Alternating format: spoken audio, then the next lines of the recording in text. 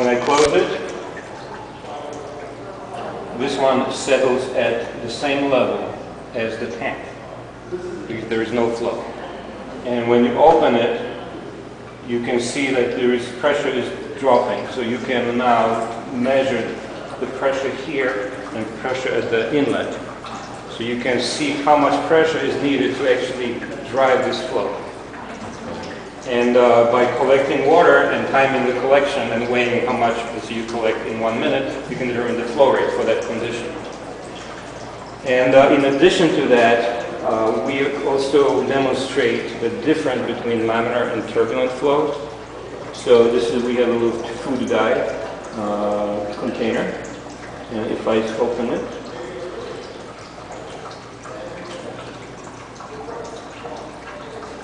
this food dye now will show you clearly what kind of flow pattern there is inside the tube. Come closer.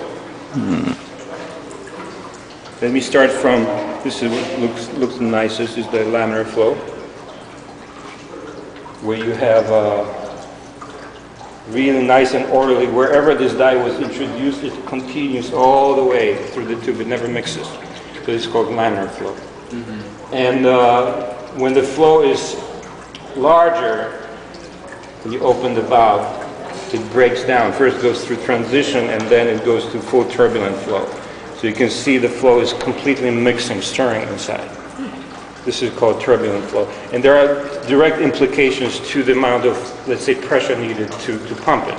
For laminar flow, it's actually higher than for turbulent. It's a little bit maybe surprising, but it is. So, from this simple experiment, what students construct is one of the fundamental charts that they see in fluid mechanics book, which is called Moody diagram, which governs the amount of pressure loss in a pipe.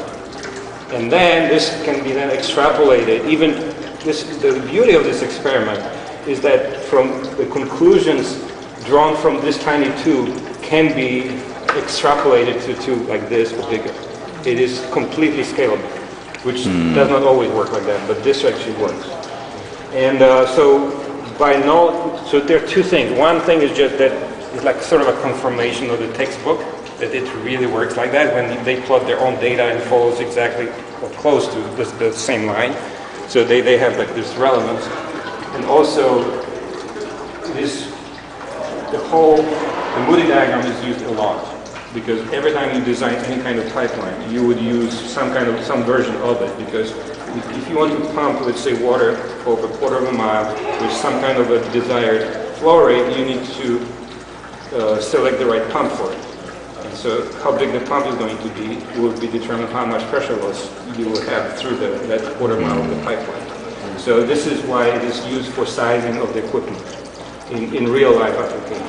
Obviously right now it's maybe software is being used more and more, but software will still use the same kind of relation.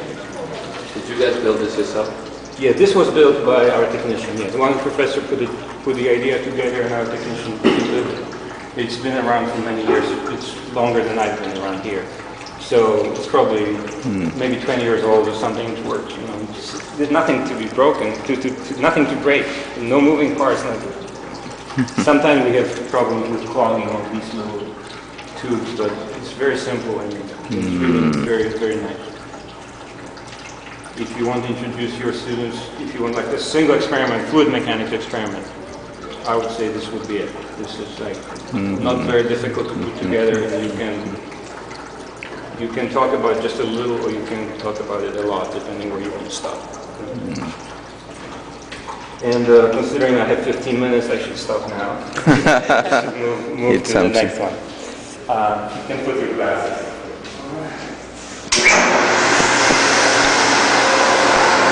So that one was a closed flow, flowing the pipe. This is open flow, which would be more.